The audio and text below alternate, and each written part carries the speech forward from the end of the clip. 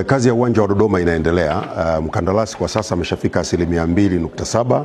Alipaswa kuwa amefika 5%, lakini kwa sababu tulimbadilishia eneo ambalo anatakiwa aweke uwanja, ndio maana kumekuwa na kuchelewa kidogo, lakini kazi inaendelea na tumemhimiza mkandarasi aongeze nguvu zaidi, aongeze idadi ya wataalamu, idadi ya wafanyakazi, lakini pia aongeze mitambo, na bahati nzuri ana mitambo mingi ambayo iko njiani inakuja kutoka Italy.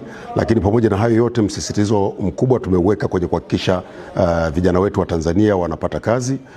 Ni eneo ambalo tunalisimamia kwa ukaribu zaidi, kwa sababu tungependa miradi hii inapotekelezwa ndani ya nchi yetu mwishowe iache utaalamu kwa vijana wetu, kwa wataalamu wetu.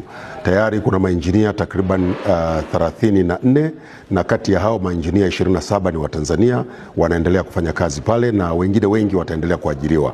Matarajio yetu ni kwamba mradi huu ufanyike kwa haraka. Kwa hiyo moja kati ya mambo ambayo tunamsisitiza ni kwamba hatutakuwa na nyongeza ya muda. Tunataka uwanja ukamilike ndani ya muda ili uweze kutumika, lakini zaidi ya hapo uwe ni uwanja ambao unafanana na makao makuu ya nchi, yani Dodoma. Tunajenga uwanja Arusha ambao sasa hivi uko zaidi ya 70%, lakini tungependa sasa na hapa Dodoma uwanja nao ujengwe kwa kasi hiyo hiyo, lakini uwe na hadhi inayofanana na makao makuu, ikiwemo kuwemo maeneo ya watu mashuhuri, VIP boxes, na tunalisimamia hilo kwa karibu sana ili uwanja wetu uwe katika viwango vinavyotakiwa.